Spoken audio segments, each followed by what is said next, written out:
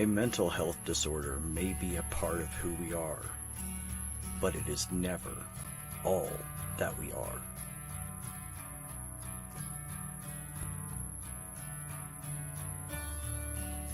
Sometimes you just need a hug. No words of advice, no outpouring of empathy. Just a hug. Be kind, be compassionate, and be good to one another.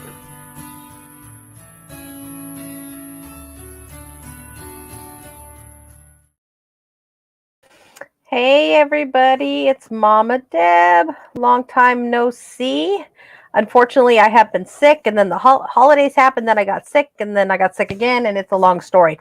Anyway, I'm super glad to be back tonight on this lovely, I believe it's a Monday night.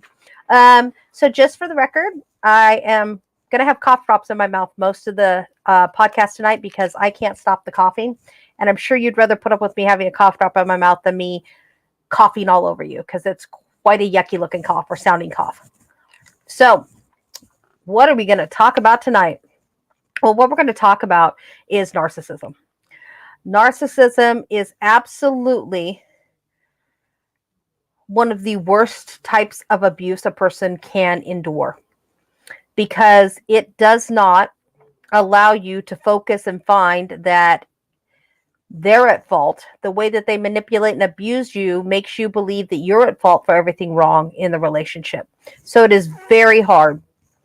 If you are raised by a narcissistic parent, there's no chance in hell you're going to come out of it without a mental health disorder. There's just no way, because you're constantly told, you're denied the love unless you do something correct for them. If you say something wrong, they withdraw their love, support, and emotions to teach you a lesson, is the way that they say it.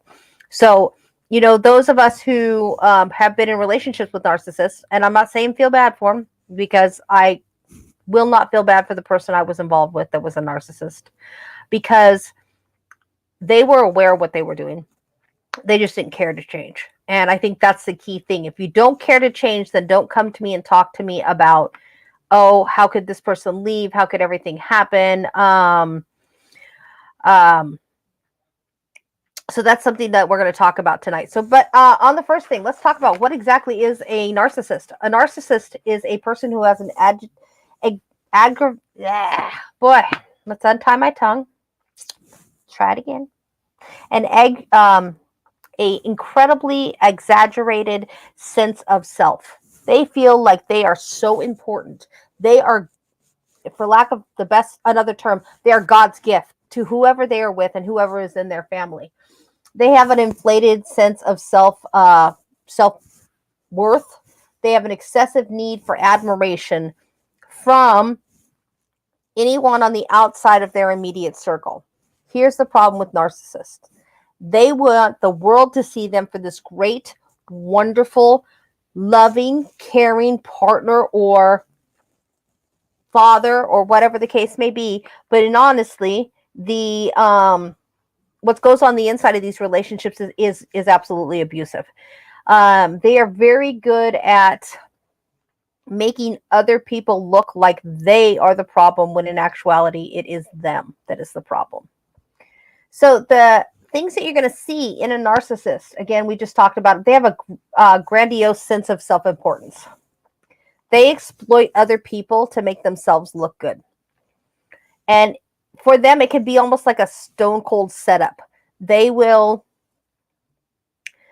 if they're having trouble in a relationship, they will pick at that person until the person blows up, but they'll make sure that there's another person present for their partner blowing up so that they can not have any blame it. See what I was talking about? She's crazy.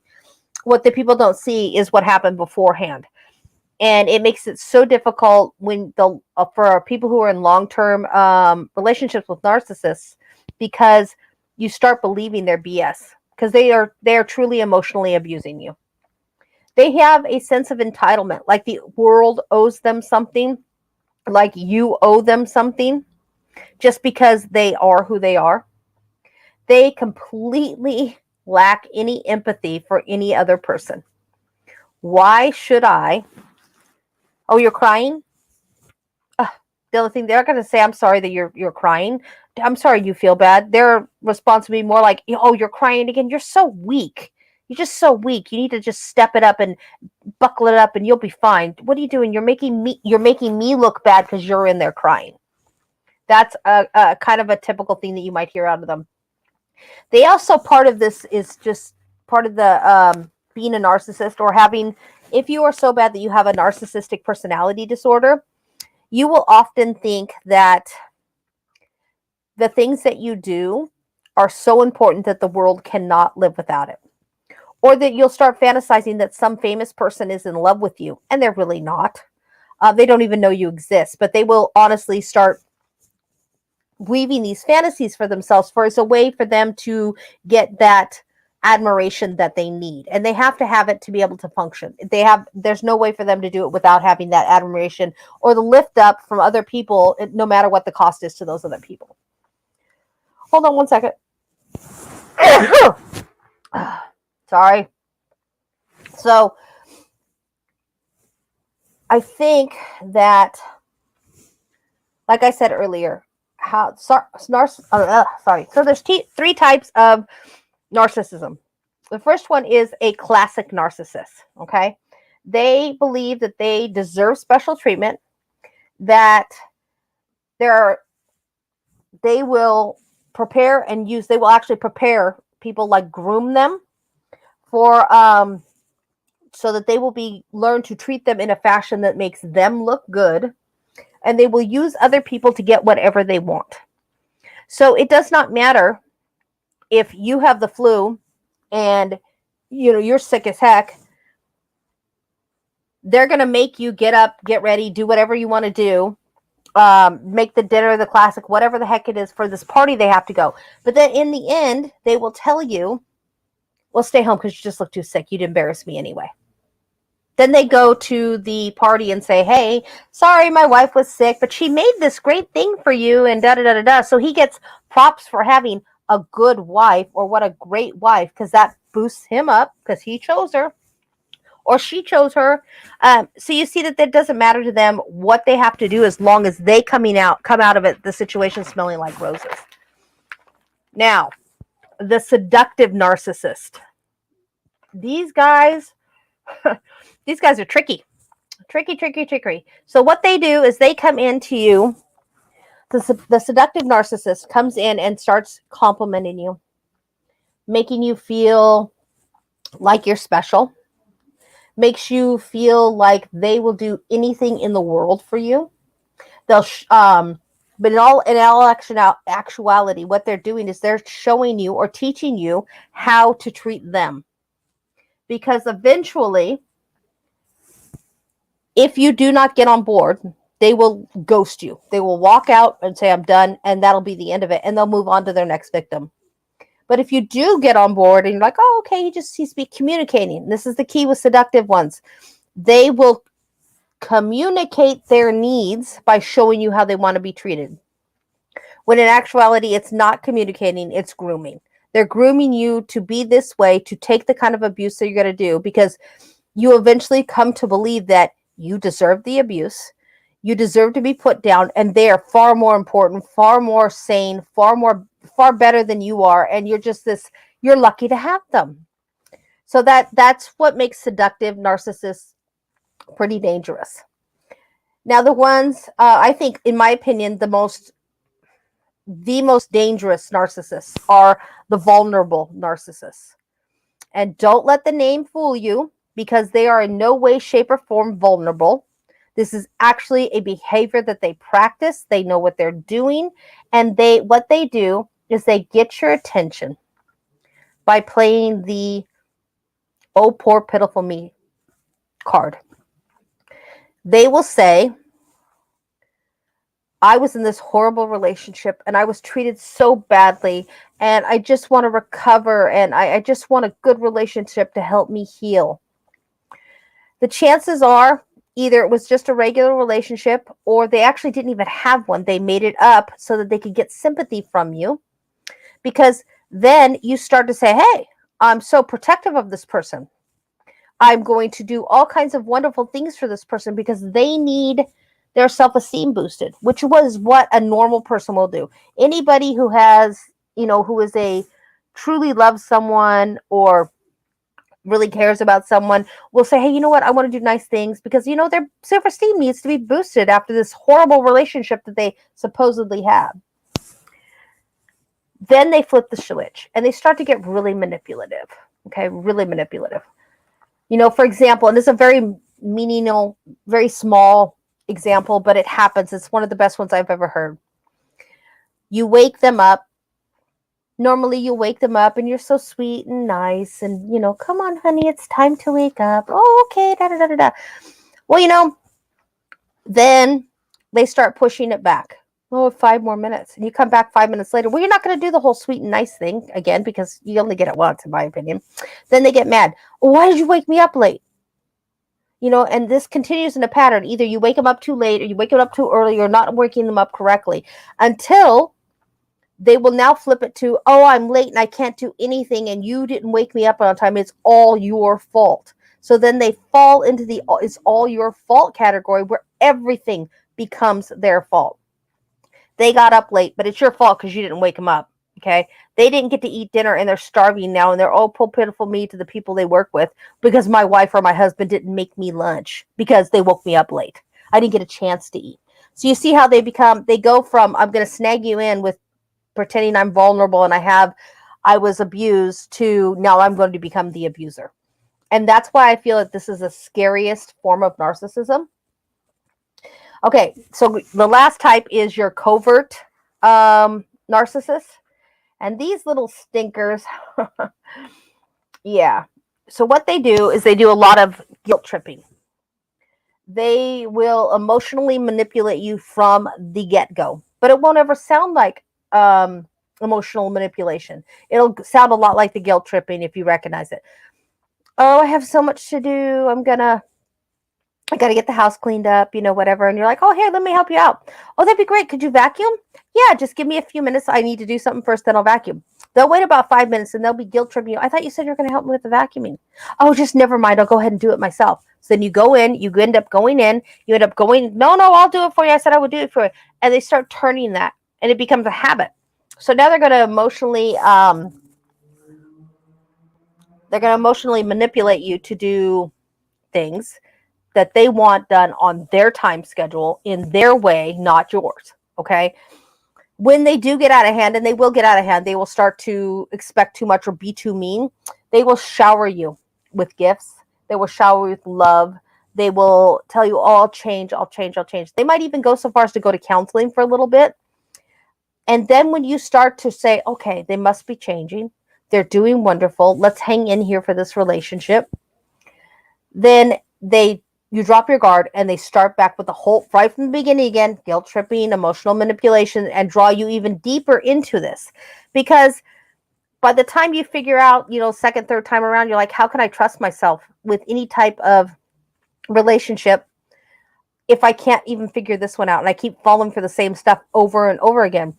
And the more times you fall for it, the harder it is, in my opinion, to get out. Because you become so entrenched in their lies and their ways of doing things, you don't have a choice. So let's talk about how they physically can affect you as well as emotionally. So when you are with a narcissist, they actually can make physical changes to your body. You can get headaches. It's probably because you're getting yelled at all the time, or you're stressing out so much you're giving yourself a stress headache. You get stomach issues because that anxiety that pulls up in your stomach, and they come home, you're like, oh, my so-and-so is going to be home. And you're like, oh shit, did I clean my house? Is my house perfect? Are they going to have something to say about it? So you give yourself a headache, you get a stomach ache, you just are not feeling well. You can get all over body aches like you actually had the flu. You'll feel like you have the flu. And of course, then they're going to tell you, well, get out of bed. You're not really sick. How's it going to look if somebody comes by and the house is a mess? That's your job, So what they have found that is actually very scary to me is that because of the way that narcissists interact or treat you in a relationship, they turn on that flight or fight mechanism in your body, which is triggered by your cortisol levels. Okay, cortisol is basically a stress hormone. when you're constantly wondering if you're going to get yelled at, if you're going to be called fat or ugly, or you're going to be, everything's going to be wrong, they're going to lie about you, just call you crazy, you are constantly on guard. And being on guard all that time actually causes a physical change in the part of the brain called the hippocampus. Now, our hippocampus is mostly for learning and memory. Wow, look at that. The thing that they'll say, well, you don't remember. And you're going to start to show signs that you're not remembering as much. So they're going to twist it and they're going to use it to their advantage. Well, I told you, even though they know darn well that they didn't tell you, but you'll go, well, I have been forgetful lately because I've been in this relationship. It shrunk my hippocampus. And now I don't know what is the actual way, what is actually real, or what is this fantasy that this person has dragged me into. The unfortunate part is when you are in that fantasy, you absolutely do not realize that you are in that fantasy. And it's important that people, once you decide that you need to change something in your relationship, the first thing is you have to actually say, okay, something's wrong here and I need to make a change. With the physical, this is the thing. Once the hippocampus has shrunk, it's a little bit difficult to get it to come back. Okay. But once you're removed, and I'm talking years removed with years of therapy, you can start to heal. Okay. And healing from a trauma, emotional or physical, doesn't matter. It's still going to take time. So once you also have the side effects of being with the narcissist is that you have emotional side effects.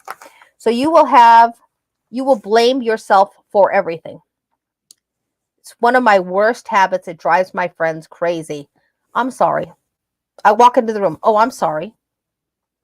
Oh, I'm sorry. I sneezed. Oh, I'm sorry. I'm not supposed to sneeze. I mean, that's a normal thing to do, right? But I say sorry for everything, even things that are not even remotely my fault. I say sorry for. You will forever doubt yourself. Forever. I could talk myself out of a sound decision in probably about an hour tops. Well, I know this is the right thing I need to do. I did my pros and my cons. I did what I've been taught to do. And I'm starting to look at it and go, no, I don't think I should do it. No, I don't think we should do this. I think this is a bad idea because of this. So then all that old trauma starts coming in and you start saying things to yourself like, well, who do I think I am? What makes me think I can make this decision? I don't know. Low self-esteem becomes a thing because we don't think that we are worth it. So all that old stuff keeps creeping in and it affects your life for many, many years after you start therapy and start healing. If you never choose to get therapy or heal, you're never going to heal from this stuff unless you are a hell of a stronger person than I am, because I could not have done it. I could not have healed from this. You also will start to get insomnia, because how the heck do you sleep when your brain's going a million miles a minute thinking you're messing something up somewhere, somehow in your life? Some aspect of your life is being messed up because of something you did, right? Of course, you'll have anxiety. And then when you do start to heal and you're starting to get better, you will forever, and I don't know one person that I know who has been with a narcissist that does not have trust issues. There will be huge trust issues. You won't know how to openly communicate without fear of reprisal. You won't know how to be happy without holding something back because you're waiting for the other shoe to drop. You will forever think that there is a reason behind somebody saying, I love you. They want something out of you. They're in your life because they want something out of you. It's not that they want to be with you, and it's not that you're a good enough person to be with them. It's that they absolutely do not, you just absolutely have no trust. You cannot believe in another person. So Ashley said something, they'll stonewall you all night. And then when you finally do fall asleep, they absolutely will come in the middle of the night. And we have to talk about this. This is important. Now, my brain, years removed, is like, it wasn't important at 2 o'clock in the afternoon. I'm sleeping. I don't sleep well as it is. No, because the reason being is exactly what Ashley said. It is absolutely impossible.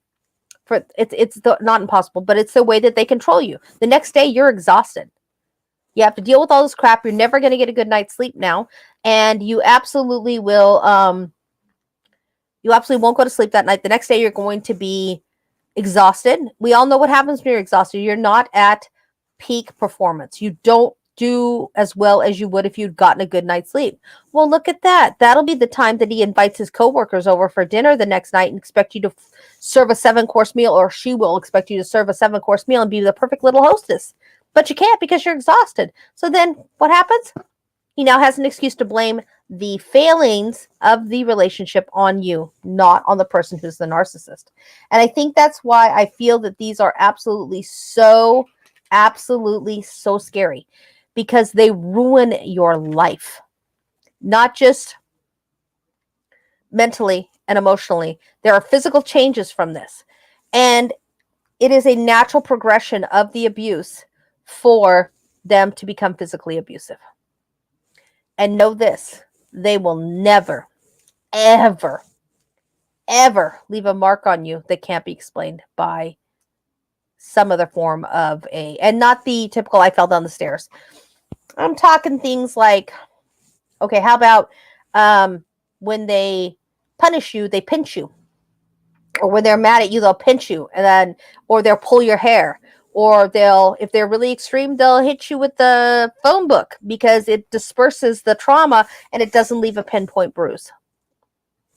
So this is the kind of stuff that they absolutely 100% will get away with. And Jenna, I absolutely 100% agree with you. My mother is a narcissist. She's absolutely a narcissist. It's always about her. It's not about how anybody else feels or how anybody else does anything. It is all about her. And that is why, my friends, I do not speak to my mother. I support my mother, but I do not speak to her because it's just too traumatic. It absolutely is. Oh, Purple, I'm so sorry to hear that, because that is you're set up for failure. The next day, you're set up for complete and total failure by that. Okay, so the funny thing I find about narcissists is when you talk about, now, narcissistic tendencies, that's what we're talking about today. It is a whole nother level of abuse and manipulation when you talk about narcissistic personality disorders. And there are actually 5 separate categories for that.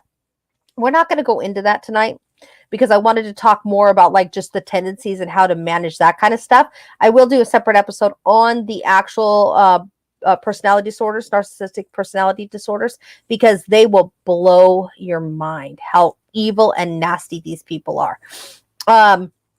So when you have people, there's 4 personality disorders that besides the narcissistic ones that will show that you have to be a narcissist. You have to have narcissistic tendencies in them, or you've been abused. The last one is you've been abused by a narcissist. So if you have an antisocial personality disorder, chances are you have narcissistic tendencies. If you have psychosis, you probably have narcissistic tendencies.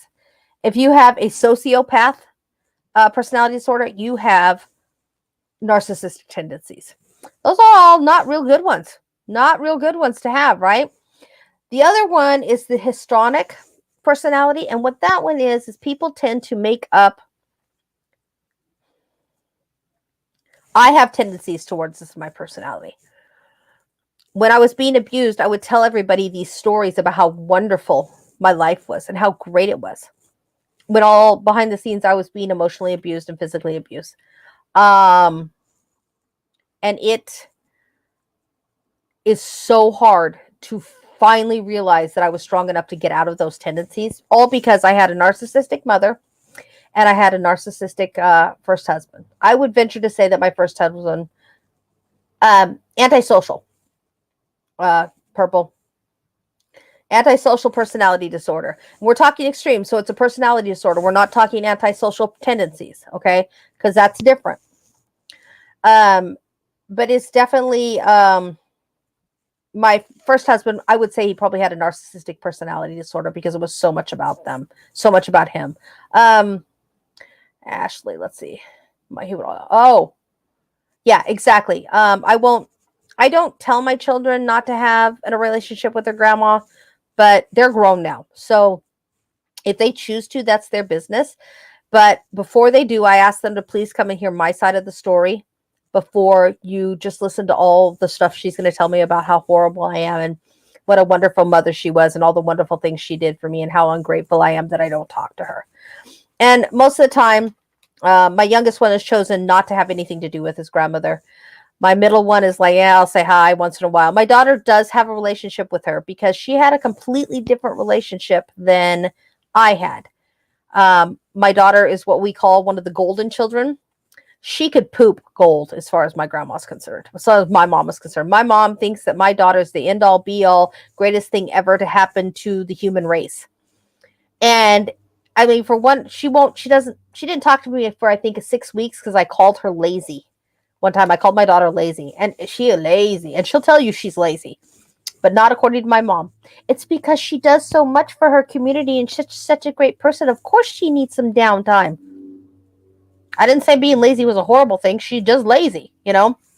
So, but that's the kind of stuff I would go through before I cut my mom off and didn't deal with her crap anymore. So one of the permanent things that happens when you are have a narcissistic relationship, and it actually comes more often from people who are exposed to narcissists when they're children, and then they tend to have them, narcissistic relationship as an adult. It is called narcissistic abuse syndrome. Narcissistic abuse syndrome is much like PTSD. You are constantly feeling like you're on guard. You're walking on eggshells everywhere. When you do tell the truth, people are like, you're lying. You will be accused of being the black sheep of the family. You did this, you did that. That's why it's wrong. You'll get forgotten about because they feel it might, like, you'll make yourself hide away from everything because it's safer for you, and they'll forget about you. Halfway through what's going on, they're like, oh, where's Deborah? Oh, did we forget about Deborah? Did we forget to tell her?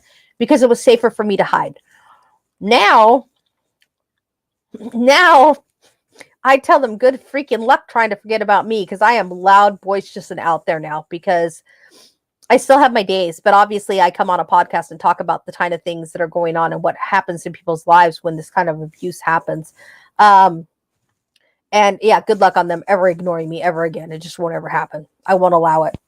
But like PTSD, EMR therapy actually will work, and you have to go back. And the unfortunate thing is this: with that type of therapy, you have to re-experience the trauma.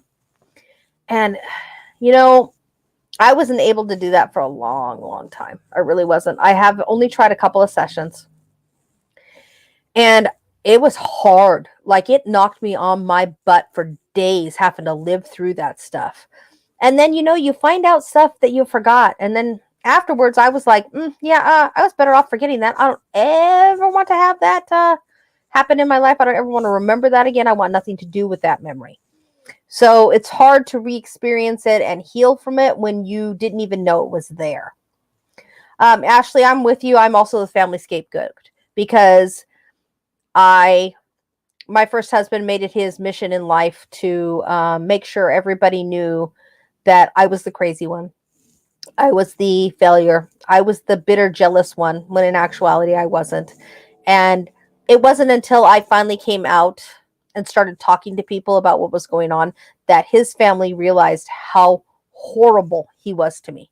The horrible things that he did to me. They're like, why didn't you say anything? Like, you would have believed me? Y'all still think his poop don't stink. Okay. And the horrible things he did now. And you still think he's the greatest thing ever. It wouldn't have done me any good. I've realized that now, and that helps me take some of my power back. Because even if I had spoken up at that time, I would not have been, nobody would have believed me. So what do you do when, y'all,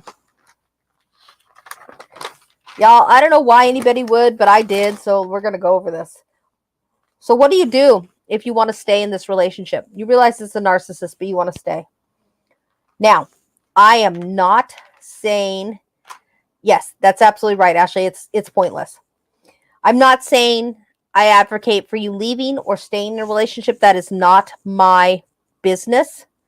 I will say, and I'll give you my opinion at the end, but you will forgive me if I laugh during some of this, because for me, it's on the other side of it, I look at it and go, oh my God, that's ridiculous. So if you want to stay in a relationship, number one, you have to set your boundaries. And when I say set your boundaries, I mean firm boundaries. And they have to be firm, and you have to be willing to back them up no matter what, no exceptions made at all. You have to be able to communicate clearly. Okay, this is the one that makes me laugh because narcissists are the masters of manipulating communication and turning an argument around to make it your fault. I'm angry because you said something hurtful to me.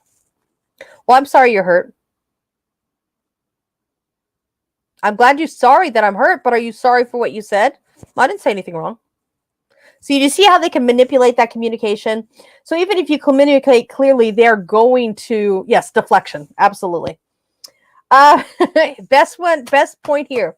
Try to avoid an argument with a narcissist. Good luck. Just good luck. And I hope if that's what you really want, I hope you succeed, but I was never able to do it. Don't take anything they say personally. That would pretty much mean you can't take the whole relationship personally because they're so manipulative. They make every aspect of a relationship about controlling you and making themselves look good and you look bad. Seek professional guidance. This is an absolute 100% you have to do for yourself if you're going to stay or if you're going to leave. And Purple, I absolutely agree with you. That's one of the reasons I stayed with my abuser for so long, is that I was stuck. I didn't know how to get out. I didn't know where to go. I had nowhere to live, no money, because they had taken everything. They had control over everything. And for me, I literally called my family, and I called my brother, who was a Marine at the time, and said, I have to get out. This is what's happening. He showed up with a bunch of Marine Corps buddies with some weapons of choice. We'll just say that. He's passed away, so it doesn't matter if anybody finds out now, but weapons of choice, and they hauled me out of there with those said weapons and got me to a safe place. So it's tough. It's very, very tough. And I'm sorry that you had to stay for that reason, because I literally walked out of there with my baby and I had none of her supplies, nothing. And I did too, Ashley. I moved in with my mom because I had nowhere to go. And then of course I went to that type of narcissistic relationship. So it's very difficult to do. Yes, no, Mark, you're absolutely right. Therapy sessions with a narcissist do not work because they convince themselves that they're right and everybody else is wrong. They will literally try to tell them, they'll make up stupid reasons. Like, you're in marriage counseling, right? And you're like, this person's a narcissist, there's some problems to have. They will convince you and convince themselves, I'm using just an example here. Well, that person must be gay because they're gay for my wife and they want my wife. That's why they're telling me I'm bad. That's how crazy and messed up these people are. Everyone else is wrong and they are absolutely 100% right. And it even goes so far as to say that they are above all other people. They literally believe that if you are not like them, you are beneath them and you are less than them. And that's amazingly hard for me to grasp that concept, but like I said, I know it happens. So you can learn about narcissism and see if you see if you can arm yourself. And the number one thing is you have to draw the line and know when it's time to get out of that relationship, because you can't stay any longer than you can, because you'll know when it was time. For me, it was time when I had to literally pick myself and my infant daughter off the floor because he had shoved us. And that's when I came and I called for help. And Ashley, you're right. It does suck that I had to go to her, but I was absolutely 100% lucky enough to have my younger sister still living with her at the time. And she helped me. If it hadn't been for my younger sister, I don't know how I would have survived any of that time, because she was there to stand for me and to be, everybody leave Deborah alone, she's got to heal type of thing. So what do we do? What do we do when it's time to get out? And how do we experience that? So oops, I lost my notes. I'm sorry, you guys. When you say it's time to call it quits, okay? Be ready for this. They are going to try to control you, tell you that you're making things up. It's your fault that this relationship is ending. Okay. And most people, I took the high road. I thought I was taking the high road. I wasn't going to say anything. I wanted to get the hell out. I just wanted to get out. And I wasn't going to argue. I wasn't going to say anything. Just let me the fuck out of here, you know? They will make it your fault. They will push you and push you and push you until you explode in public. So they have, until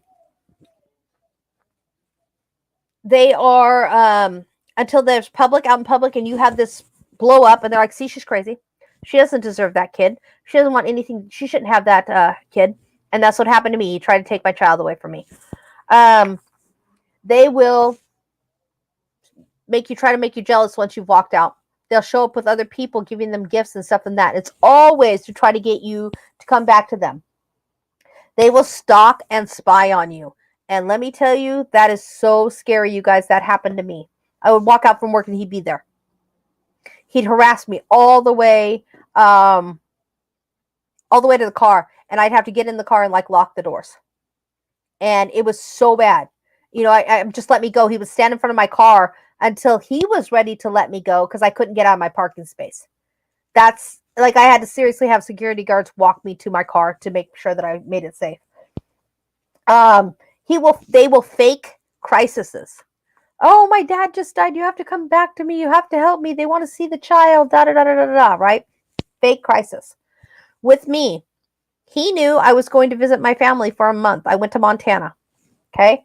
He filed a false police report and reported me for kidnapping. Even though he knew all along where I was and but I had learned at that point because I got a letter. I sent him a letter, had it delivered. What do you call it? Where you had to sign for it. Can't remember what that's called. But they ended up dropping the charges. But the point is he went that far. He's like, oh, it's a crisis. She took my baby from me. She wants my baby. And then sweet revenge. Sweet revenge kicks in. And what I mean by sweet revenge is that they can no longer control you in a relationship. They are now going to control what the rest of the world thinks about you. Absolutely 100% what the rest of the world. Oh, she's crazy. Oh, she stole my baby. She did this. She did that. That's why I reacted the way I did. Okay. And then once that doesn't work, because at that point in that time when it gets bad enough, and it will get bad enough, you have to start speaking out. You have to say, hey, wait a minute. I'm not going to be your rock. I'm not going to be your kicking post anymore. I'm not going to be somebody you talk down to. Right? No, Purple, I'm 100%. That was my abuser also. He's like, you'll be back. You're not going to find anybody to love you like me. Now at 53 and 30 some odd years after the relationship, I'm like, you didn't even know what love was. And yes, Mark, that's right. Certified male. And then once they do that, you have to start coming out and you have to telling your side of the story. But here's the key. You take the high road.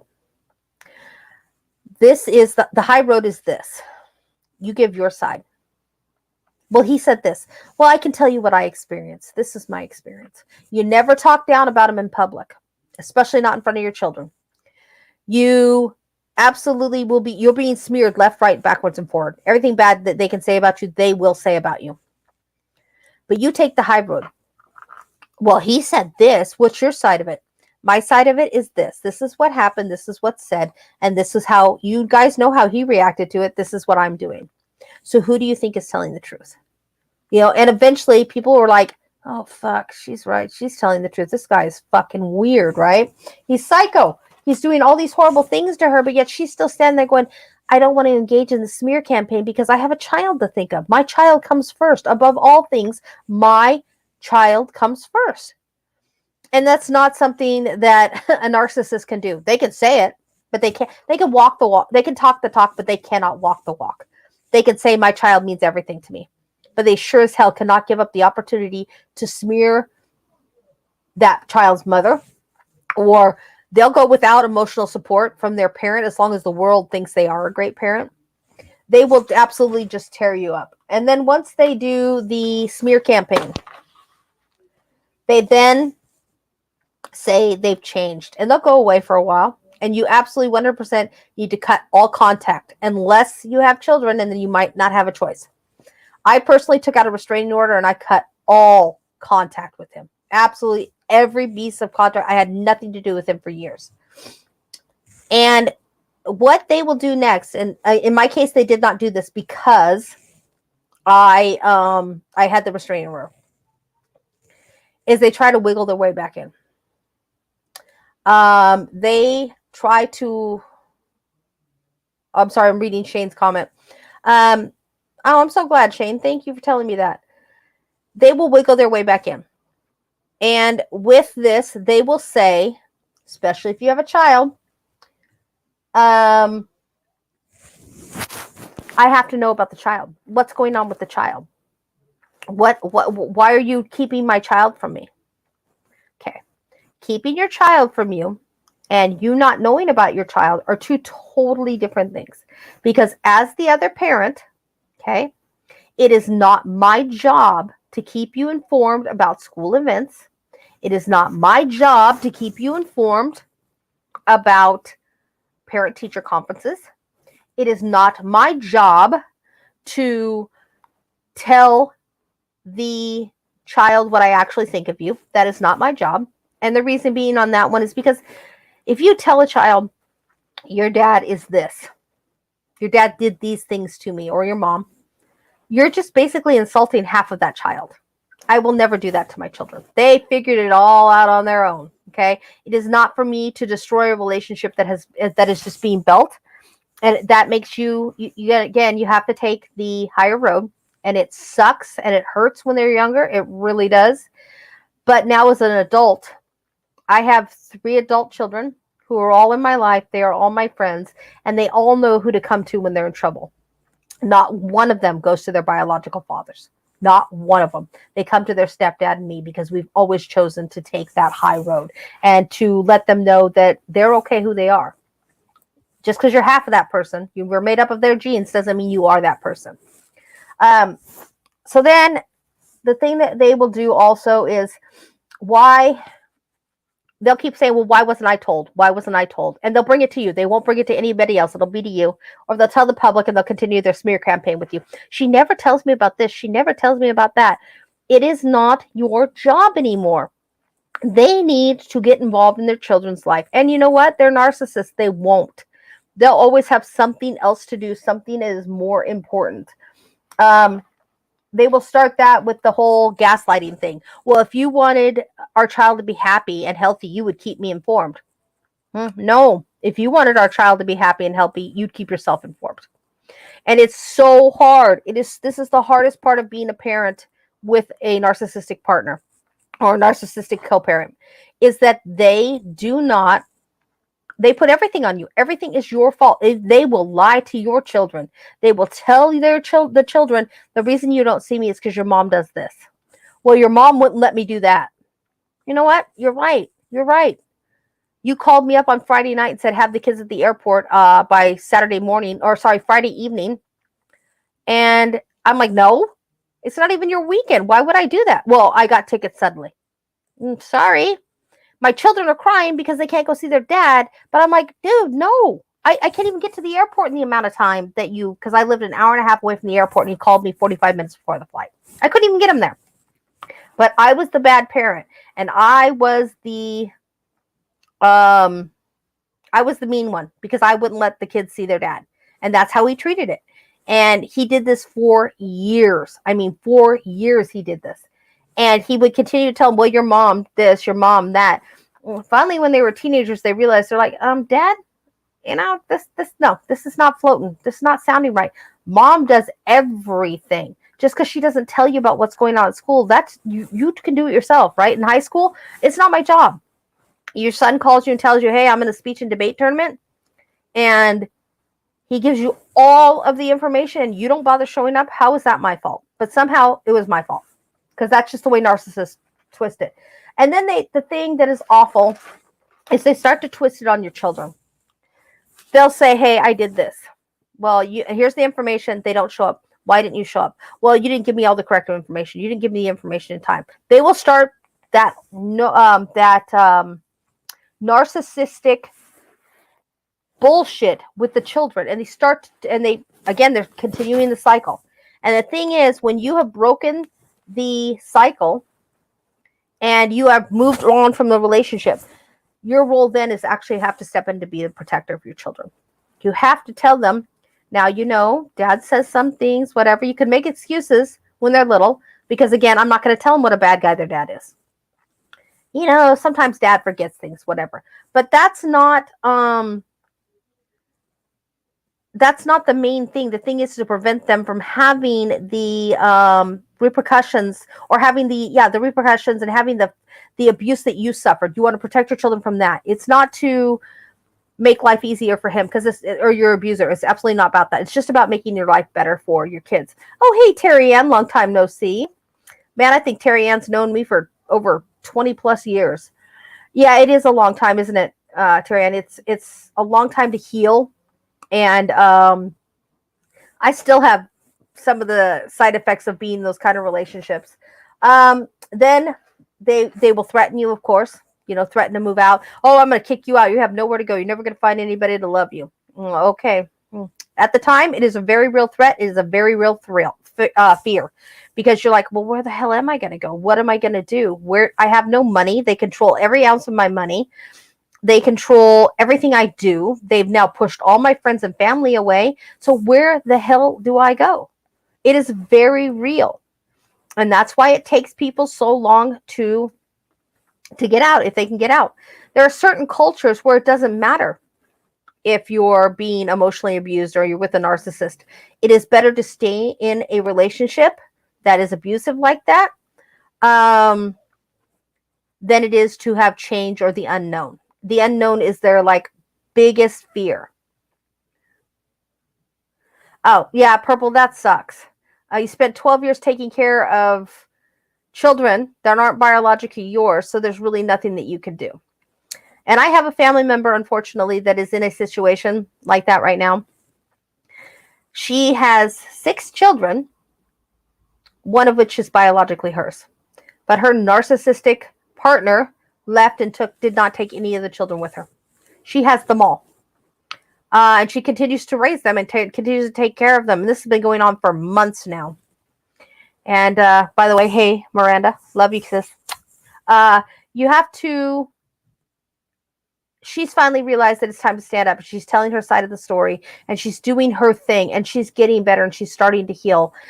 And here comes the lovely little narcissist trying to weasel their way back into her life. Because, again, it's all about the kids. You're going to try to get the kids. You need to provide me with information. And then here's the super fun one. False allegations.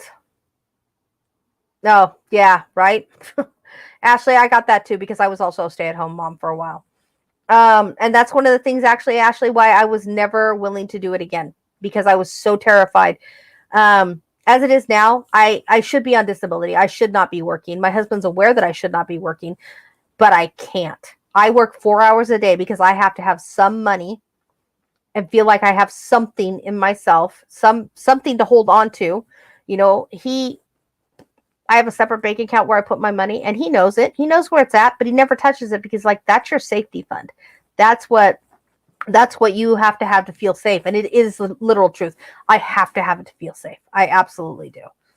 Yeah. See, it's so hard when you come up with when you have a chronic illness, and then what are you supposed to do? Depend on the government to pay your stuff? No, it's taken me 4 or 5 years to even be to the point where I could apply for disability. And the first time I applied, of course, I was turned down. That's just the way it works. And it's very frustrating. So they start making the false allegations. And I mean, no offense to anyone on this panel. If I say something that offends you in the next couple of minutes, please do not take it personally. I do not mean it as a personal. It's something that I've heard narcissists say to other people. I've heard narcissists go so far as to say, it's because the way you raised our child that they are gay, that they are an atheist, that they are trans. It's all because of the way you raised them. If you had allowed me to be in their life, I would have straightened them up, and they wouldn't have turned out this way. Okay, we all know what a bunch of harsh hogwash that is. Absolutely 100%. But they start to do things like that. They make allegations about oh, well, this is one of my favorites. Well, I'm paying child support. Why isn't this being taken care of? Why are you paying rent with child support? Okay. So let me explain this very slowly to you so you get it on the first go round. Paying child support is to help pay the rent because you have to provide food, shelter, there you go, shelter, and clothing for your child. You have to, and that's what child support is for. Health insurance, that's an added benefit. When I got divorced, health insurance was included in the package. I got child support plus he paid the health insurance. Okay, I paid the copays and all that stuff, but that they have to carry it. I was also divorced in the state of California, which is state of Nevada, which follows almost to a T California laws. So it is very it was very pro-parent who's going to have the custodial parent really got the better end of the divorce, as it should be if you're going to be caring for those patients, for your client, for your child. Can you tell that I work with clients and patients all day because I keep trying to put those words in there? The other thing they start doing is they'll start if they do have visitation, and this is probably one of the scariest things I can imagine happening, is they will keep them. I'm not giving them back. They're staying here with me. Okay. Does my child want to stay with you? And they'll force the children to get on the phone and say, yes, I want to stay. Well, they're trying not to cry. And you can hear it. You can hear that, they don't want to stay. Or the one that I got was, oh, I'm taking the boys to Disneyland. And so we're going to Disneyland, despite the fact that they should be in school, we're going to Disneyland. So, of course, my young children chose Disneyland. I can't fault them for it. You did when my parents got divorced. You know how my mom got me to, which first off, I was 7 years old. You don't have a 7-year-old choose who they're going to live with. That's bullshit. My mom told me there are cartoons on every day in California. That's why I should come live with her. Guess what I did? I chose my mom because of that manipulation. Had I chosen my dad, my grandparents would have had a much stronger influence on how I was raised, and I'm fairly certain that I would not have half of the mental health disorders that I do. But I wouldn't have my 3 fabulous kids either, so I really can't balk at what happened. Purple, that's the thing also, is when you leave the relationship, you notice that it's things that were in the relationship, like you said, the kids, the pets. You don't really miss that person because you don't miss the berating. You don't miss the eggshells. You don't miss making a decision about, say, for example, I cut my hair all off. It used to be down to my butt. Cut it off to above my shoulders when I had my daughter. Little kids pull your hair. It hurts. So I cut it all off. I heard for days how ugly I was with short hair. It's ugly. It makes your face look fat. I guess your face is just fat then. Well, nowadays I go, yeah, motherfucker. Yeah, my face is fat. I don't give a shit. Shut up. Back then I was huddled in a corner going, okay, I'll grow it back. Don't be mad. I'll grow it back. Whatever you say, whatever you want, I'll do it, because that's how much control he had over me. Now it's like, yes, Ashley, that is absolutely 100%. I can draw a full breath and I can breathe and I can be friends with the people who I choose to be friends with. And I can be family with those who I choose to be family. I am, like I say, every time I do this show, I am so blessed to have such a great family around me, not only by marriage and blood, but through friendship. I have some of the best friends in the world. They support me without question, without even a second doubt. If I say something's wrong, and I won't say who he is, but he knows who he is. I recently had something happen with someone who I considered a friend. The friendship has been severed, and he tried all of this, trying to intimidate me stuff. And literally, he lives across the street from me. Try all this BS, trying to control me, intimidate me. And one night, I pulled up, getting home from work. I pulled up and I called this person. I said, so-and-so is standing right where I'm going to park my car, and I know he's going to say something. I know he's going to do something. You just have to stay on the phone with me. He's like, oh yeah, if he comes near you, put me on speaker, and I'll tell that MFer if he takes one step further, I'm going to come find him and kick his ass. I'm like, oh my God. He didn't know. He only knew what I told him. But he knew how scared I sounded, and he knew that I wouldn't make these things up because he knows me well enough to know that. And he was ready to go he's like, I don't care. Nobody treats you like that. That is not allowed at all. And yes, Purple, you're absolutely right. Family is those you choose, and relatives are just accidents of birth. Yes, birth and marriage, because I have a lot of step siblings, and some of them are the best things that ever happened to me. And there's a couple of them I'm like, oh God, really? Do we have to talk to you? Do you have to come to the family reunion? But that's something that you have, that's family. And yeah, I think family by choice it means so much more, and it's so much more personal, and it's so much more meaningful to the relationships and to healing. It absolutely is, because when you heal yourself, okay, you now have the ability to heal others and help others. And that's the main reason I started this channel, is because I needed to find a way to help other people to recognize that there are people out there who've gone through the same shit that you have. You're not alone. There are people here who are willing to talk to you, people here are willing to give you any information that they have to help you.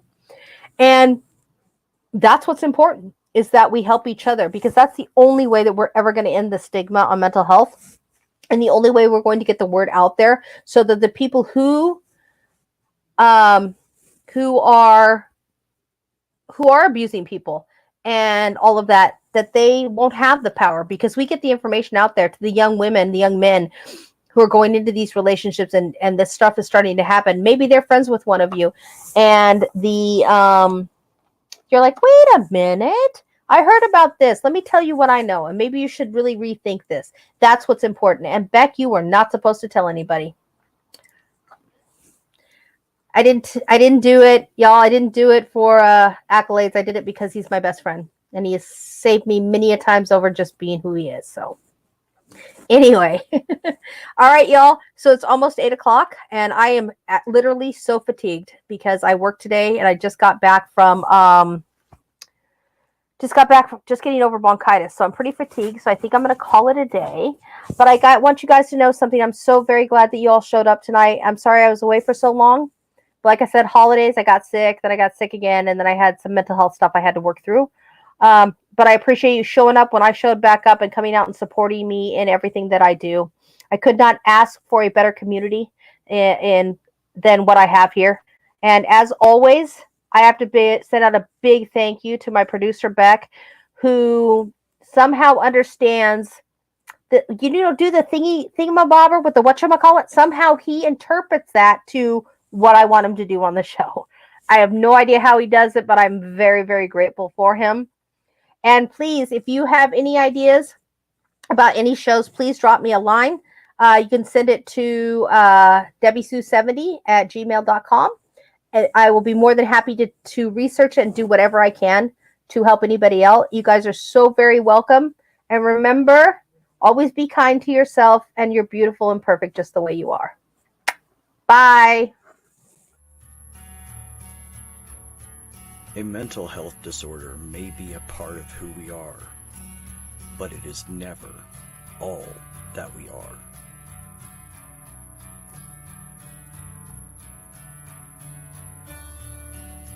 Sometimes you just need a hug. No words of advice, no outpouring of empathy. Just a hug. Be kind, be compassionate, and be good to one another.